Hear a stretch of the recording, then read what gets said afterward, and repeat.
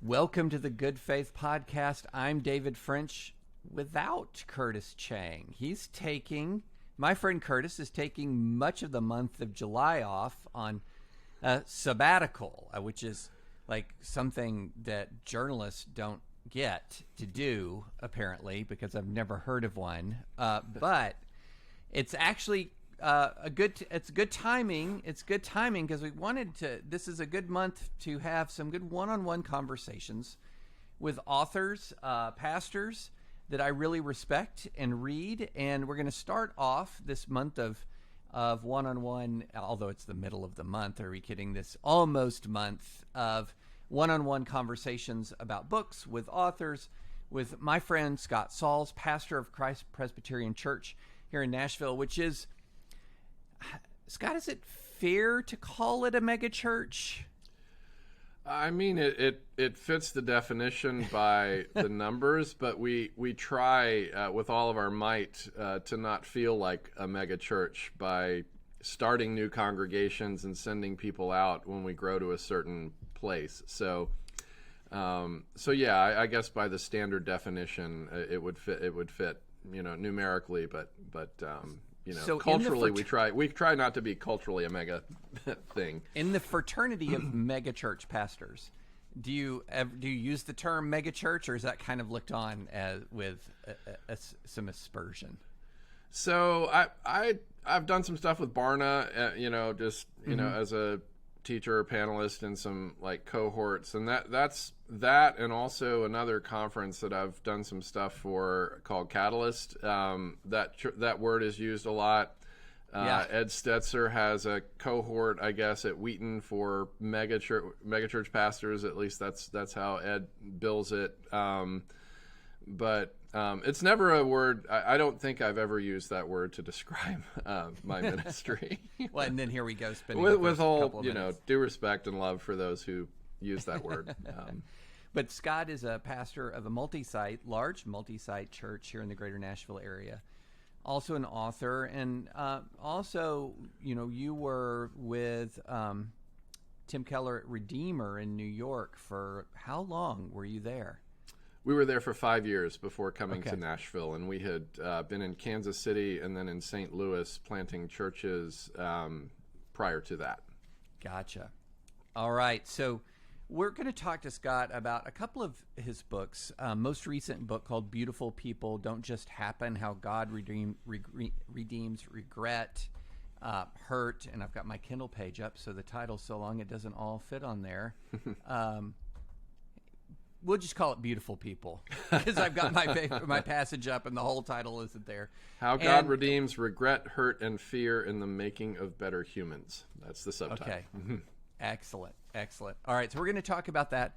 We're also going to talk about a bit about a previous book that you wrote called Jesus Outside the Lines that came out in 2015, and something that caused a good stir in our church, not a bad stir in our church, caused a good stir in our church because we had one of the livelier Sunday school semesters we've ever had talking about that book. And it's about sort of Jesus, how Christians should approach cultural conflicts, and caused a lot of discussion. But let's start with Beautiful People Don't Just Happen. And there was a theme in this book that connects with a theme that we've talked about here, and that is, and for lack of a better term, that theme was weariness. That we're in a time where an awful lot of people just seem to be kind of spent, worn down. And what I wanted to ask you is, because this book came out and you had to write it in advance of 2022, but it's a pandemic era book. And let me ask you this: when did you start to see some of this real profound weariness coming on? Maybe yourself, maybe others, the people, the members in your congregation. When did you see this starting? Well, we certainly felt it, David, when all of gathered life in our church community shut down. By by law, by fiat, which we were, very willing to cooperate with, especially when there was no availability for vaccinations and, no herd immunity, and we were just learning about the virus. But yeah, that set in. I kept the most depressing picture of the pandemic era, at least for me, and sometimes I'll put it up as my screensaver. And it's a picture of me preaching to a completely empty sanctuary on Easter Sunday that one of the film people took from the balcony. And yeah, I mean it and for us, we didn't. We didn't miss any meals. We didn't miss a mortgage payment. Those sorts of things, but. Just when your ministry life or your professional life is 70% shut down by forces outside of your control, it over time it really did wear on us. Initially we're like, let's rally, let's do what we have to do, but after about a month, it was like, wow, is this thing ever going to be over? And then 2 years later. And now, just recently, Barna came out with their latest survey indicating that 42% of pastors are looking to leave the ministry, which is a staggering and yet very relatable statistic, I think, for most people in ministry. Yeah, let's talk about that for a minute, because my inbox is really interesting. And there are quite a few pastors who listen to this podcast. There's quite a few pastors who read, in particular, my Sunday newsletter, which I'm very, very thankful and grateful for. Yeah. And I'm getting... You make it hard for us to finish our sermons, by the way, by doing that on Sunday mornings. I'm so sorry. You shouldn't procrastinate so much, Scott. That's the problem. Yeah. But says me, a famous... just ask my editor as to how many times my Sunday newsletter is arriving in his inbox Saturday night. Right. But so... in my inbox, I hear from a lot of pastors, and that 42% number does not surprise me at all.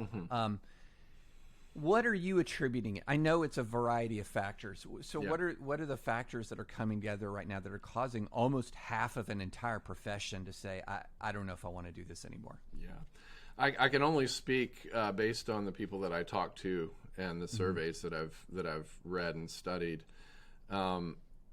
Candidly, there aren't it tends to be in environments where there are a disproportionate number of church members who do not think like you and Curtis do. In other words, who are very unnuanced. The conversation around political issues, especially, is flattened, and it's either hard right or hard left equals Christianity, equals our faith. And I think the pandemic has surfaced that. I don't think it's like a new dynamic. I think people have been discipled by CNN and Fox News for as long as there's been CNN and Fox News. The cable news channels get people for hours and hours and hours a week. Their churches get them for, an hour or an hour and a half. And maybe, they have other input in terms of Christian perspective. But I think most pastors are weary because they're getting this, they're getting placed in this impossible situation where people are wanting them to function more as pundits than as pastors for whatever the political cause is. And this is the case on the left and the right. This is the case in blue state majority churches as well as red state majority churches. And so the partisan rancor, compounded by all the huge issues that have been thrust in the center of the political conversation in the last couple of years, race, the life choice conversation, the whole Trump dynamic, the vicious, the anti-Trump, pro-Trump, dynamics, I think have just driven a crazy wedge. And add to that people are relating through screens and social media feeds for 2 years as opposed to face-to-face. And it's actually, had this dismantling effect on local communities, I think, because they're not together. They're not in the habit of being together. And you always assume the worst when communication is digital as opposed to in person, where you can read body language and stuff. So you pastor a multi-site, multi ideologically diverse congregation. So you're in the middle of blue Nashville. You have sites in the middle of the blue parts of Nashville. You have sites in the middle of red parts of suburban Nashville. How have you guys navigated it? It's not been easy, but it's been meaningful and important. We're one of those churches that, thankfully, relative to some of the stories we have heard, we've experienced a relative peace and harmony amongst our members, because one of our core values is that, Christ, the gospel, the truth of God, is there to both affirm the good and critique and sometimes even condemn that which is not good in any and every human politic or philosophy or worldview. And, we tell our people often, we emphasize with our people often that it is always the case in any American city where you're going to have two different churches and two different zip codes, and both of them believe the Bible cover to cover. One of those two churches is going blue state. 90% of the congregation is going blue state, and the other one, 90% of the congregation is going red state.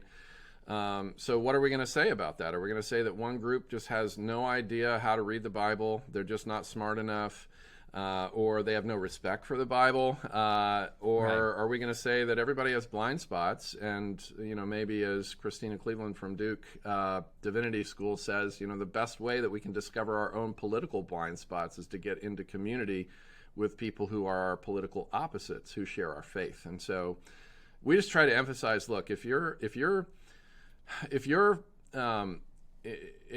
you feel more solidarity with people who share your politics than you do with people who share your religion, then your politics are your religion. And our people, they take that to heart, and they wrestle with it, because we've got some politically involved people. We've had a state governor here. We have a U.S. senator, who's here. We've got who's a red state person. We've got a retired U.S. congressman who's a blue state person. We're all in the same community, sharing the same pews, and so there are tensions. It's not to say that there aren't tensions, but it's probably a lot like your Sunday school class. It's a good kind of tension that can lead, if hearts are humble, to really robust, meaningful dialogue. Now, my question for you is, my next question is, you don't necessarily keep your opinion to yourself. I'm not saying that you share all your opinions about politics, right? But you do vocalize what you think on a number of hot button cultural issues. And so, I have seen sort of pastors take a view that you're going to pull back and you're kind of going to be Switzerland to maintain that kind of community. Yeah. Or you're going to lean in. You're not necessarily going to be, you're not necessarily going to be leading the charge on a partisan basis, but lean in more towards not necessarily partisanship, but certain kinds of positions that sometimes have political implications. Yeah. And I don't see you as Switzerland. And so so talk through sort of your choice on how you engage in big issues leading up an ideologically diverse congregation. Yeah, so the latest is the Dobbs decision, and I feel like, at least for me, my responsibility is not to become a pundit.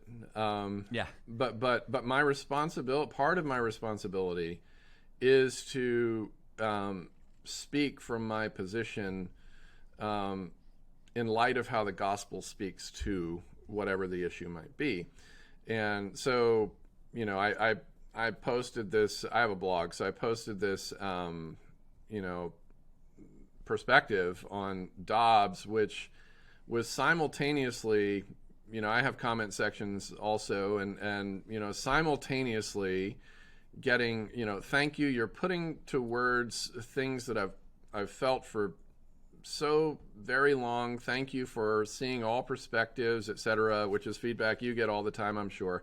And then from both the right of me and the left of me, from strong pro-life people, You shouldn't be talking about, maternal care and relieving pressure. You shouldn't be emphasizing relieving pressure from women because that takes the attention off of, the child's rights. And then you've got people on the choice side saying, you shouldn't be talking about a fetus. You should be talking about the woman that you see who's right in front of you and so on. And I tend to take a both and perspective because I'm a life person from the moment of conception to the moment of death. And, my goal is that as much as possible, every life is protected and defended and advocated for in the equation.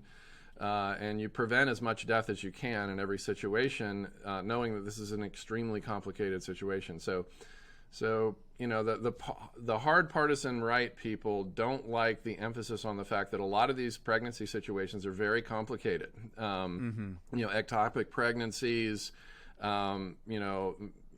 situations that actually really do threaten the life of the mother or even guarantee that the mother will die.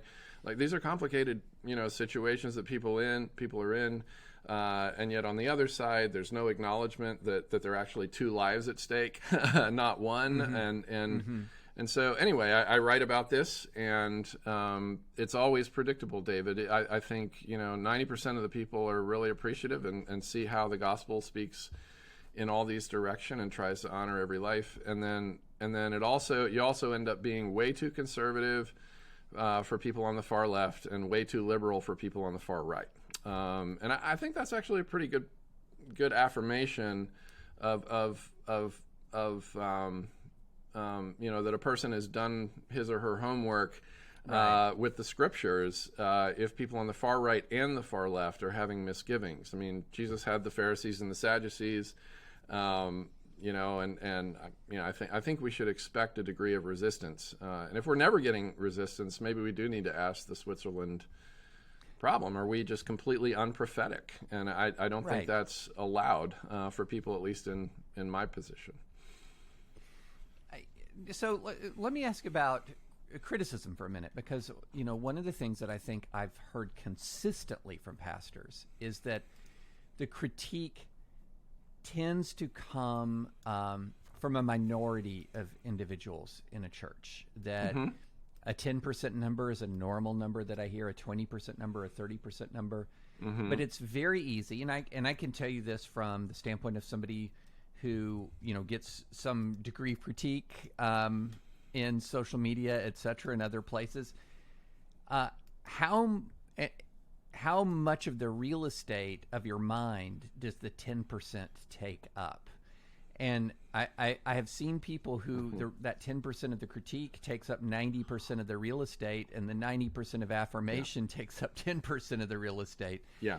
How do you handle being in a profession that is subject to what I would call relentless criticism, even if it's minority criticism, relentless criticism? And I think that's not the place where most people are in their professions, that they're just going to get relentlessly criticized. So how do you respond to sort of this relentless criticism? Thankfully most of my relentless critics end up finding another community, because I wear them down by not leaving.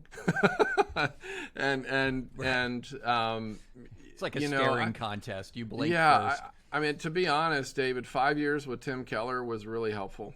Because, talk about somebody who's, a pastor who's on the receiving end of very mischaracterizing, unfair, untrue, straw man types of critiques.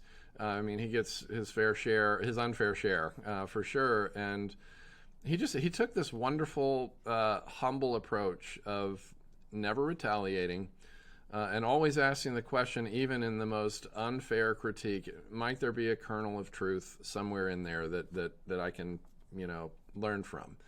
And so I'm not there completely with Tim in my personal life. I tend to be more reactionary in my heart, at least. Hopefully not, out in the open reactionary. But yeah, I mean, I'll never forget this interview that Mariah Carey did with Barbara Walters, and she said, the one thing that I haven't achieved in life is happiness, right? She's achieved all these #1 hits and everything else, but happiness is the thing that I haven't achieved. And Barbara Walters says, why? And she says, I can hear 1,000 praises and 1 criticism, and that 1 criticism will completely overrule the 1,000 praises, to your question.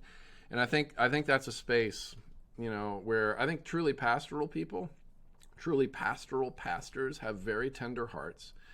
They look at the church as family, not as an institution. As much as we look at it, we really look at our churches as our family.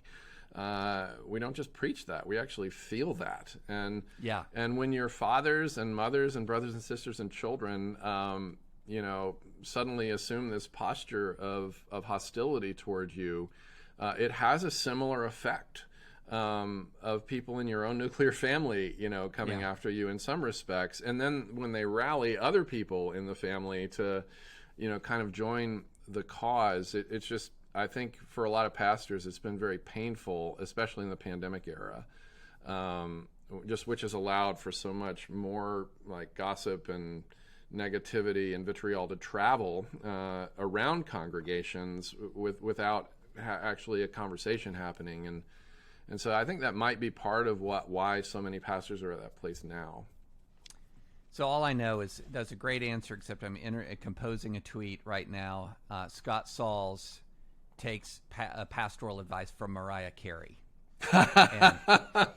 Hey, it's good advice. So common grace, man. All truth is God's truth.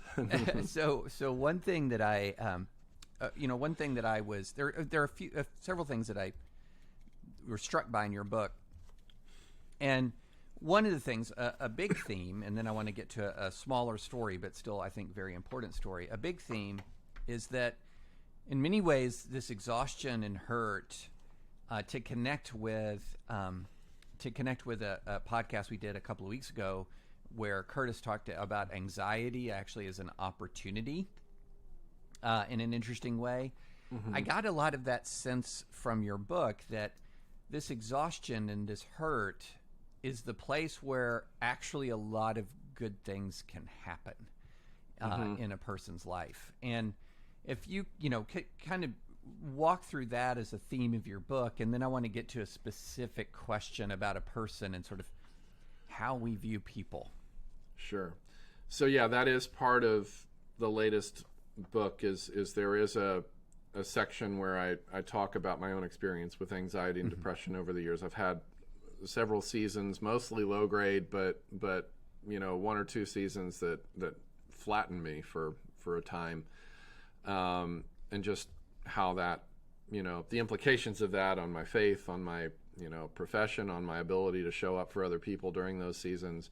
So that's part of that book, just speaking to the weariness that we all experience, whether we're pastors or whether we're, doing something else in life. But yeah, it's a very real thing. Our brains and our hearts are as fallen in the same way that our, arms and legs are. and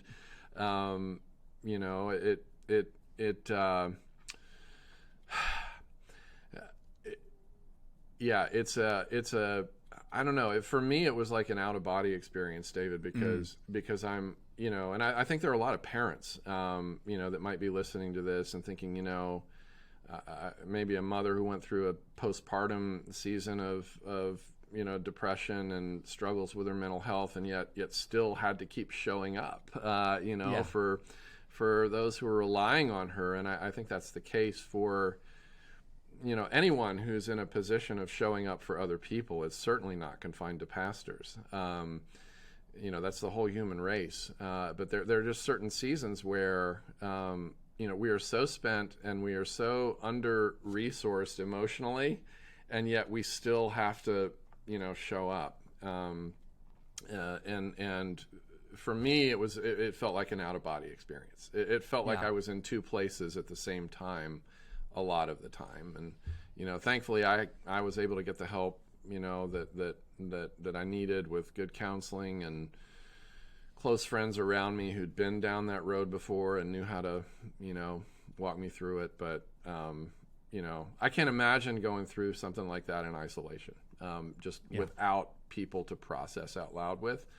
So if anybody's going through that, that would be my number one encouragement is if you don't have those friends who are showing up or able to show up for you, a good counselor is a must. And if you live in a town or a city where there aren't a lot of good counselors, there are now online resources like BetterHelp.com that enable us to do it remotely if we need to. But I would say get that help. You can't afford not to do it if you're in that place, is what I would say there. You mentioned the word friends, and I have become increasingly convinced, and I will often speak to groups of law students and speak at colleges, and I've really started to incorporate when I talk to people who then ask me sort of life or career advice. One of my principal pieces of life advice now is tend to the friendships you are making right now. Mm-hmm.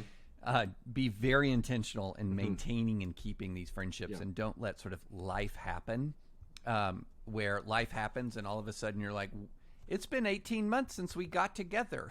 Mm-hmm. And because we're seeing this rising trend of friendlessness, of people, especially middle-aged men, entering that time of life, and they're not close to anybody. And I think it's breaking hearts and brains in a way. Mm-hmm. I think that part of the reason for political extremism is that quest for community. Mm-hmm. So I want to talk about a story that really struck me and sort of connect it to kind of where we are right now. In your book, you talk about a guy who you're called to his house late at night by his wife. He's drunk and high, apparently, and has a gun and is suicidal. And you talk about intervening at that moment, talking to him even through all the haze of alcohol and drugs, and how he then started on a journey towards rehabilitation and is now an elder and is one of the most valued, people and leaders in the congregation. And I think the thing that struck me is my thesis, Scott, is we're living increasingly in a culture that defines people by their worst moment. Mm-hmm. And that there's another way that story is told in which somebody would say, what do you mean? You have somebody who's an elder in your church who was so out of control, they were threatening themselves with a gun. What are you doing? Mm-hmm. And so we can't live we're not built to live in a community and a culture that is going to forever define us by our worst. That's now, right. With all due caution, that when some people display tough, bad behavior, you need to take precautions going forward. But the question that I have is, how are we going to move past this cultural away from this cultural momentum we have, where everyone is defined by the worst thing that they did, the worst tweet, in some circumstances, the worst action in some circumstances. Yeah. Once a drunk, always a drunk. Once somebody who was suicidal, always somebody who's dangerous. Mm-hmm. How are we moving past that? Well, I don't know. I think some people move past it better than others. Mm-hmm. And I'm not the expert to know the full psychology behind why it is that we want to define people by the very worst things, except, I can maybe talk about it from a theological perspective. Yeah. And go straight to Luke 18:9 to get a sneak peek behind the curtain with the Pharisee who Jesus, it's described as I guess it's Luke who says, to some who trusted in themselves that they were righteous and looked down on others with contempt, Jesus told this parable. And so I do think it's in the human heart. I think it always has been ever since the fall, right? As soon as Adam and Eve sought independence from God and they started hiding, they started covering themselves, and then they started shifting blame and pointing the finger away from themselves. And so I think it's embedded in the human heart, this defense mechanism, that as long as I can deflect blame for all the problems in the world away from myself, I'm going to be okay and I'm going to feel okay, as long as I can make a strong case that the problem with the world is other people. the problem with that is that we're all contributors, right? We're all potential, part of the solution, and we're all contributors to the breakdown, right? And you look at the New Testament, and so much of Paul's writing is about bringing the Jews and Gentiles together and dividing walls being brought down. But yeah, there is this default mechanism in our heart to caricature, to so when we lived in New York City, we would go for walks around Central Park, and on the southern edge of Central Park, there are all these caricature artists, and they will draw you, or they'll draw anybody you want them to, and some of them will ask you the question, do you want me to make them look bad, or you want me to make them look good? And if you say, I want you to make them look bad, if they have a wart on their nose, they'll make the wart huge. They'll make the wart the thing. And if you want them to look good, they'll turn the wart into a speck, and make it invisible by exaggerating the more flattering features, like maybe the smile or something like that. And we tend to do that. It's certainly, politics is kind of a theater in this regard of caricature, right? Where people are constantly demonizing the other side and constantly, baptizing, whoever it is that they're supporting and getting behind. And I don't know, as long as we can recognize that tendency in ourselves, as long as we have the humility and the courage to put ourselves in community with people who disagree with us and see things differently, as long as we have the courage to actually have conversations that, Proverbs talks about it. There's a sharpening effect. It's a good thing to see the world, to see God through the eyes of somebody else who also, like you, believes the Apostles' Creed, right? Right. So, I don't know. This has been your area of expertise, but that's kind of my armchair perspective on it. So I'm sure you've followed what is being called the winsome wars. That sort of this idea that the age of Tim Keller style discourse towards the culture is over. The times are just too urgent. The issues are too sharp to try to engage the culture in kind of in exactly the way that you stated. This way of like understanding another person's perspective, being in relationship with people with contrary points of view. And I got to say, Scott, I've had this view as I've watched this, and I'm thinking, here's what I've noticed. Very few people who are really advocating for these really hard-edged approaches to the culture, that comes from very few people who are actually engaged in the business of trying to reach people and have relationships with people that are not like themselves. And a lot of this move towards anger and this sort of move towards like punch back twice as hard comes from spaces like, to take one example, and you see it also on the left, but right-wing people talking to right-wing audiences, not people who are talking to all audiences. And I feel like once you just put yourself in the position of talking to all audiences, the position of, well, I'm just going to come in and own my opponents becomes rapidly untenable. Just rapidly, because that's not the way you interact with human beings that you care about. Right. And so one thing that I quote you all the time, because we were at a gathering recently, one of these Save the World gatherings where, it's like a whole bunch of Christians get together and say, what the heck is going on, and what can we do to make things better? And at the very end of one of the sessions, I remember, we're talking, we have a 5-point plan, we have a 7-point plan, we have a 9-point plan, we got all these point plans. And you said, have we just tried the fruits of the Spirit? And that really Hey, I'm just a dumb pastor over here in the corner. Oh, that's all I got. Yeah, that reminds me of people. I'm just a country lawyer. So let's talk through the fruits of the Spirit as a means and a method of engagement in the world. What did you mean when you said, have we tried the fruits of the Spirit? Yeah. Well, I will say this, and I'm going to gently correct one word. Fruit. It's singular. Yes, I always. It's which like I I think say is Kroger's. It's Kroger. Hey, gotcha. It was I said it for 20 years until somebody pointed it out. But it is kind of confusing because there are several of these one thing, right? But I think it's critical, the singular word, fruit of the Spirit, to this conversation, because you cannot discard certain fruit. You can't discard the gentle priestly fruit in order to be fiery prophetic truth teller.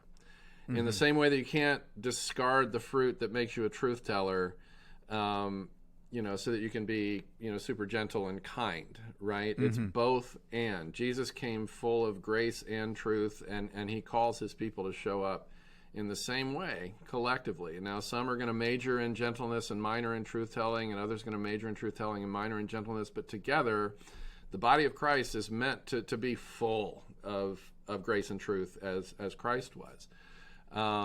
Because we're representing him, we're ambassadors on his behalf, and so this whole the whole Winsome Wars thing. I don't want to sound too cynical, but for me, that's one of the easy things to roll my eyes at and dismiss, because never in a million years, would Jesus ever imagine his people not being kind to their enemies, not loving their enemies, not building bridges with their enemies, not praying for their enemies. And I think the irony of this whole Winsome Wars thing, and like down with winsomeness, the days of the Tim Keller approach are over. The telling, revealing irony of it, David, for me, is that we are nowhere close to the conditions that Christians lived in ancient Egypt, ancient Babylon under Nebuchadnezzar, and first century Rome that gave us the New Testament. Nowhere do you see God's people,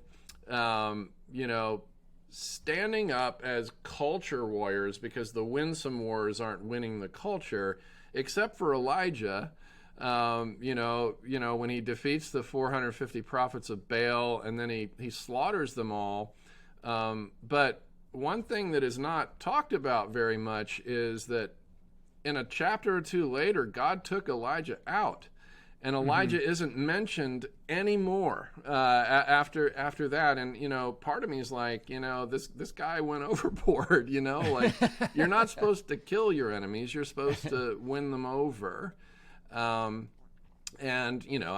will probably debate me on that with Elijah, but I guess my question would be, Jesus said, by their fruits, you'll know them. And my question for the down with the Winsome Wars, the winsome approach, the loving, kind-hearted, humble approach, the gentle and lowly approach, I just want to say, how's it working out for you? Like, when's the last time you persuaded somebody by yelling at them? How many of us know even one person with the story, I used to be a rebel against all that is good, and then a Christian or a group of Christians started yelling at me, shouting me down, pointing their finger at me, and telling me it like it is, and then the light bulbs went on, and I fell to my face and started worshiping Jesus and became, a follower of Christ from that point forward. I've been a pastor. I've been a Christian for I don't know how many years. I've been a pastor for almost 30. I've never met a single person with that story, David. And so I just want to say, how's it working out for you? How's it worked out for your key voices? How's it working out? Well, you're rallying people who already agree with you. Yeah, well, that's the key. I think that's what's deceptive about it, is because you get there's a million. That's a way to get a really big audience. Great way to grow a church, man. Like, if your goal is numbers, go all in pro-Trump or go all in anti-Trump, and let that be your gospel. I went to this church, did a guest speaking thing in California a couple years ago, and it was like in the pandemic, everything had gone outdoors. California just started letting churches, legally worship outside, and this was a church that I think tries to, probably thinks, a lot more of the kind of the Keller Winsome approach, build big bridges and big tents and so on. Very gospel inclusive message. And it's a church that had 25,000 people attending before the pandemic began. And he told me about a church right up the road that had about 4,000 people, also a big church, right up the road that had about 4,000 people in person before the pandemic.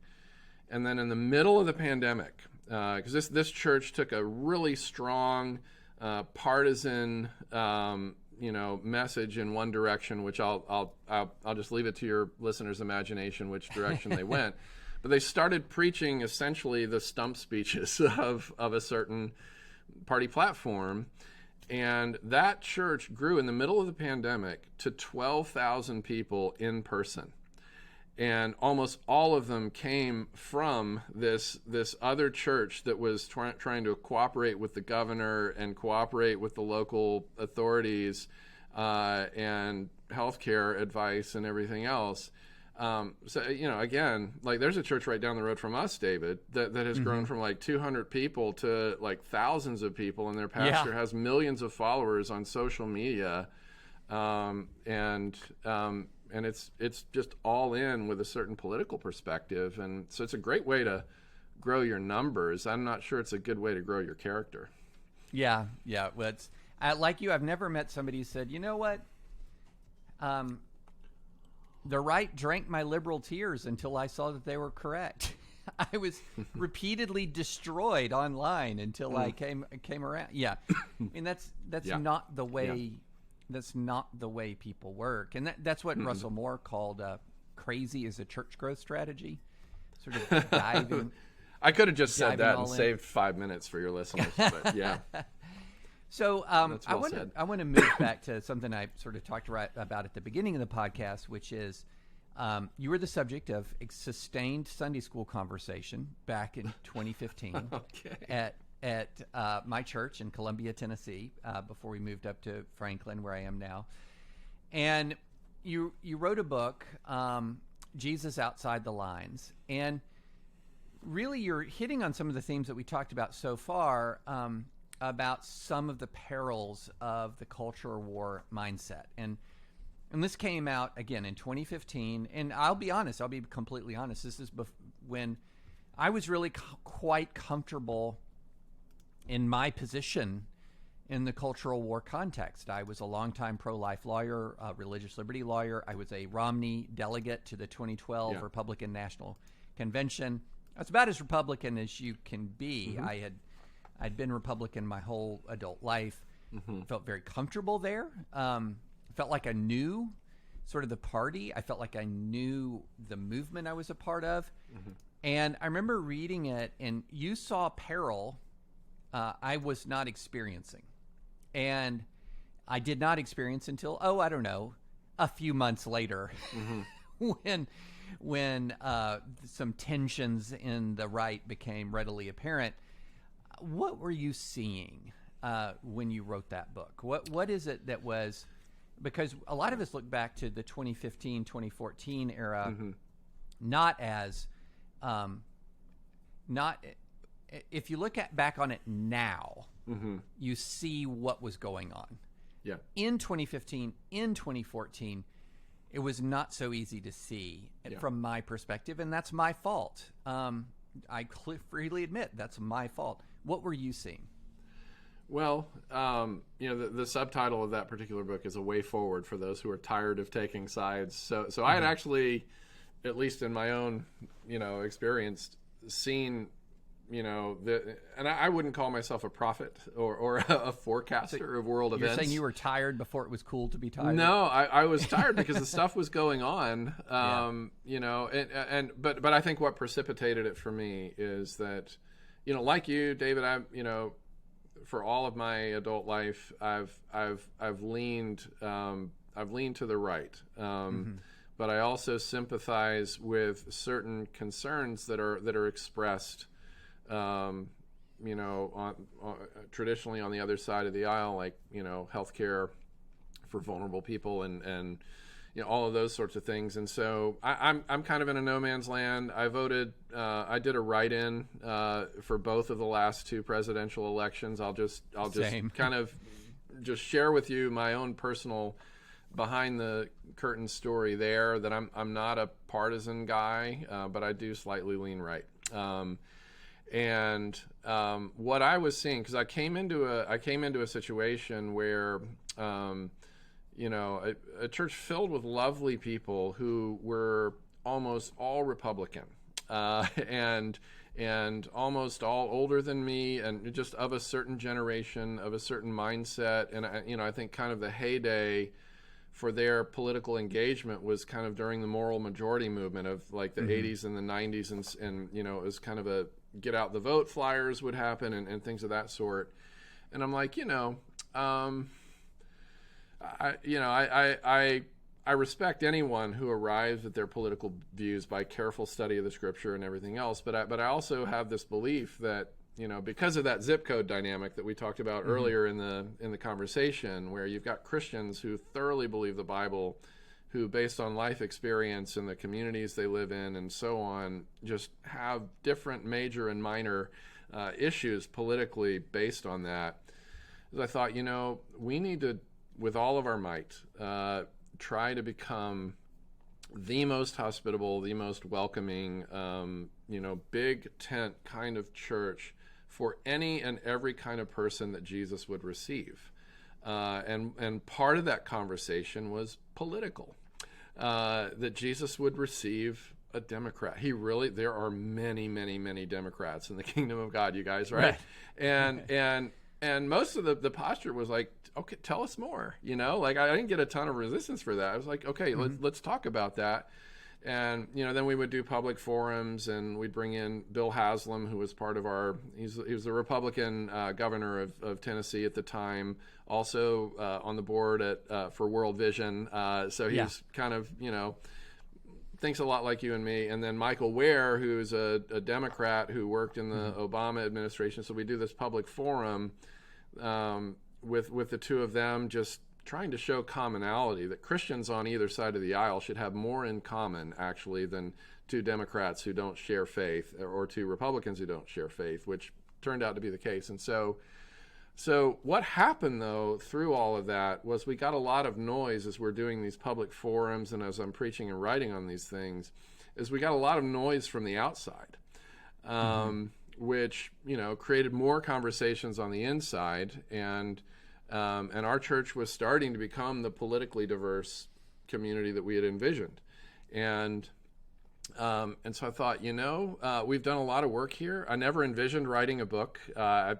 People, I've been approached a couple of times to write a book. I'm like, there's nothing I could say that Tim Keller's not going to say better. He's writing 4 books a year now. He's like at warp speed. And so just let me be the guy that promotes, books like his. But this became an issue that I thought, well, maybe this isn't something that a guy like Tim is going to write. So maybe I'll give it a shot. I don't regard myself really as an author, or but I'll give it a try. And so we signed a 2-book deal, and Jesus Outside the Lines was the first of those 2. But it all, the short answer to your question, David, is that it emerged from our church experience and just the things that we were trying to shape, because we believe that is the kind of shape that Jesus would be pleased with for a church in Nashville, Tennessee, is something that was more intentionally, hospitable to different perspectives.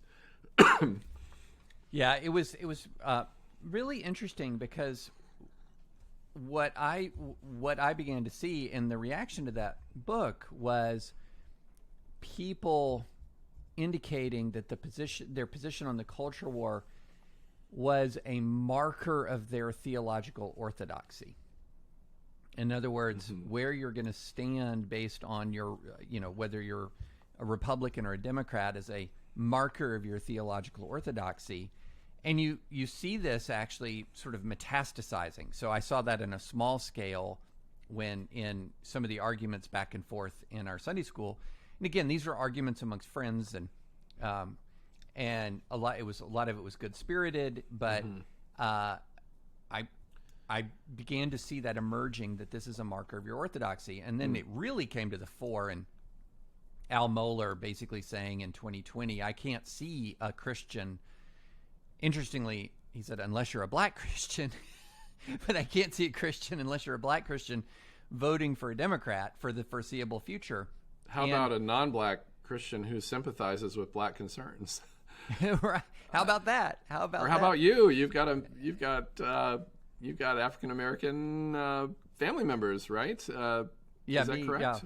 Yeah, absolutely. So that partisanship as a marker of orthodoxy mindset really seems to be spreading. There was a time in which it's interesting. There's a time in which it felt to me like we all agreed, but we also all agreed that this wasn't the main thing. But then the tension happened when we all didn't agree anymore. Yeah. And that circles back to the beginning. And I really am seeing a spread of the spread of the idea that ideology is a proxy, political ideology is a proxy for orthodoxy. Yeah. Can I make a provocative statement and invite you to comment on it along those lines? I think the mark of orthodoxy in the political conversation is not so much a person's eagerness to affirm the gospel-aligned attributes of their party. The true mark of orthodoxy is a person's eagerness to critique aspects of their own party alignment that don't align with the person and work and mission of Jesus. I think that's the mark of orthodoxy, is self-critique, not throwing grenades at the other side for their deficiencies. I know that's provocative because I know people's hearts are wrapped up in, as they should be, in how the world goes, and politics and government are a huge part of that. But there you go. That's my provocative contribution to that one. Well, it's not provocative on this podcast because that's kind of, I completely agree with you. And I get a ton of blowback for critiquing the church too much. But when I look at, for example, the Pauline epistles, I don't see extended tirades against various Roman philosophies or Roman emperors. No, you hear say honor those who are in authority, which would at the time be Nero.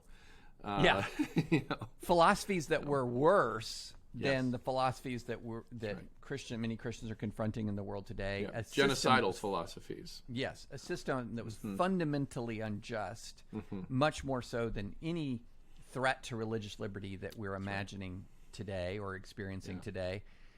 And yet, what does Paul is turning the gaze inward. I mean, the Corinthian church, he does not spare. No. He does not spare the Corinthian church. Now, and yet he's winsome.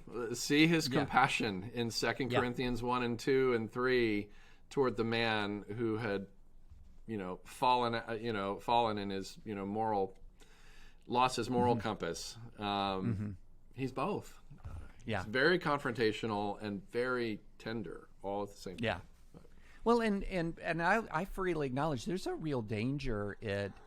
There are dangers that exist when you turn the gaze inward to your own tribe, where you can sort of become a jerk, but to your own people, and then feel great about it. Like, well, look at how prophetic I am. Look at how bold I am standing up to my own tribe. Yeah. Every single course has sort of peril where there's that tug of pride and all of that.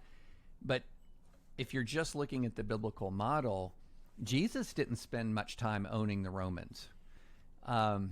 Paul didn't spend much time owning the Romans. And when we're looking at that as a model, sort of what's our model for engagement with a hostile culture, as I was telling somebody at a speech the other day at Southeastern Baptist Theological Seminary, someone asked me, what am I reading now to sort of help me get through these times? And I said, I'm going to give you the most ridiculously, absurdly, stereotypical evangelical answer ever and say, the Bible. But from the lens that every word of the New Testament was written in a time of persecution of the church that we can't even begin to fathom. Well, it's true of the Old Testament as well. Moses wrote in the shadow of the Egyptian Pharaoh. Daniel and friends in the shadow of Babylon's Nebuchadnezzar and Assyria's Tiglath-Pileser. I mean, it was a hostile, there were no culture wars because there was no foreseeable victory for people of faith in the culture war because they didn't have a voice. They didn't even have a voice. They didn't have a voice. They didn't have a vote. and yet you have the prophet Jeremiah saying about Babylon, David, seek the peace and the flourishing of the place where I have sent you. Seek the peace and the flourishing of Babylon. And so I don't think that's expired for the people of God. That invitation, that moral imperative, I don't think it's expired. When Jeremiah, the book of Lamentations, they were not lamenting a loss in the midterm elections. That's right. It was something far, far, far more dramatic than that. Yeah. Yes. Yeah.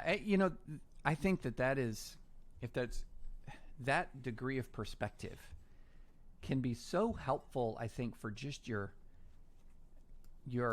peace, your sort of inner peace, because one of the things that is so distressing to me, especially with a lot of older Christians, and we'll start to kind of wind down the conversation, but especially with some older Christians that I'm seeing, is they're constantly being fed by the media they consume a sense of urgency and panic. And so you have a lot of people who are quite well off, living in the freest country in world history, the most powerful country in world history, in their golden years, full of angst and anger and anxiety, that it's all just hanging by a thread. Mm-hmm. And I just think that's a profound sort of human tragedy that mindset is being inflicted on, especially a cohort of older Americans. I think that's an astute observation, and it is a tragedy, especially when you put it in that way and in that context that we currently, our country has all kinds of things wrong with it, right? Our culture has all kinds of things that are messed up and divided and in decline and in decay. But isn't that what we were told would happen from the very beginning, and also in Romans chapter 8, that until Christ returns and makes all things new, everything's going to be subject to the groan, and everything's going to be subject to decay. Do not be surprised, Jesus says, when trials and tribulations come, but rejoice because I've overcome the world. But when it's hard to access that, when I have the luxury of doing anything I want to do anytime I want to do it, like you say, in the country that is still, with all of our weaknesses, the freest country that's ever been, it is a tragedy, the inability to enjoy those freedoms because of what 41-year-old pundits are saying to us 1 hour a day, every single day, and we listen to them religiously. And we allow ourselves to be discipled by their voices religiously, not realizing that they are paid to stir us up. Yeah, they are paid to play into our anger and into our anxiety, and they are masters at it. On either side, on the left and on the right. It's tragic because a lot of good could be done with that anxious, angry energy. Yeah. Isn't that and who am I to say, I'm not an old person yet. I haven't experienced the loss of my, that my 72-year-old friends have. And I imagine at that stage of life, it's more tempting to hold on to everything that you feel like you're losing more tightly. And maybe that's part of it. But, I want to have, some sympathy and compassion there. But there is a tragedy to it, to use the word you used. Yeah. Absolutely. All right. Well, thank you, Scott, for this conversation. I really appreciate it. Thank you for the book. I really loved reading it. And I'm going to put a link to the book in the show notes. And it's Beautiful People Don't Just Happen. I like that title, Beautiful People Don't Just Happen. That's good. Yep. Did you come up with that, or did the publisher? That's from Elisabeth Kübler-Ross. She has this wonderful statement about Well, maybe I'll read it to you. It's just a couple of sentences. She says, the most beautiful people we've known are those who've known defeat, known suffering, known struggle, known loss, and have found their way out of the depths. These persons have an appreciation, a sensitivity, and an understanding of life that fills them with compassion, gentleness, and deep, loving concern. Beautiful people don't just happen. So, title came from her. She gets all the credit. So, the book is just about how regret, things like guilt and shame, hurt, just life in a fallen world, and fear, being anxious about current and future things, can actually become a very important part of a person's formation into a better version of ourselves. Well, it's wonderful. I really loved reading it. Thanks so much for joining. I was about to say us. There's no us right now. Curtis is on sabbatical. hope to meet you someday. He's an awesome guy. Awesome guy. When he's not on sabbatical. But thanks so much for joining me. Really appreciate the conversation. Really appreciate your work. And I'm just going to go ahead and keep on quoting you a ton. Have we tried the fruits of the Spirit yet? I certainly reciprocate that with your wonderful words, David. Thank you for helping us think well. Well, thank you. I appreciate that. Thanks, listeners, for listening. As always, please rate us where you listen to your podcast. Please subscribe where you listen to your podcasts. Check out Curtis's work at redeemingbabel.org. Check out mine at thedispatch.com. And we will be back next Saturday.